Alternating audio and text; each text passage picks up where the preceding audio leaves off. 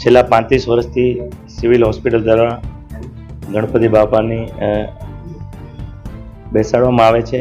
અને આજે આદરણીય પ્રધાનમંત્રીજીનો જે મંત્ર છે કે અંગદાન મહાદાન સ્વદેશી અપનાવો, એ થીમ ઉપર આજે તમામ સિવિલના સ્ટાફે પોસ્ટર લઈને આજે એક અભિયાન શરૂ કર્યું છે. અહીંના દર્દીઓ ગણપતિ બાપાને પ્રાર્થના કરું છું, જે કોઈ આવે સ્વસ્થ થઈ જાય, નિરોગી રહે, અને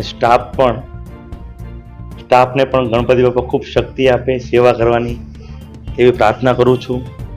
અને આદરણીય પ્રધાનમંત્રીશ્રીએ કીધું છે કે આ વર્ષે ગણપતિમાં ઘરે જ વિસર્જન કરીએ, તો સિવિલ હોસ્પિટલે પણ દર વર્ષે તેના કેમ્પસમાં જ વિસર્જન કરે છે બાપાનું. તેના હિસાબે હું તમામ સિવિલના હોસ્પિટલ અને તમામ સ્ટાફને અભિનંદન આપું છું અને ગણપતિ બાપાને પ્રાર્થના કરું છું સમગ્ર સુરતવાસીઓને સુખ, શાંતિ અને સમૃદ્ધિ અર્પે, એ જ પ્રાર્થના.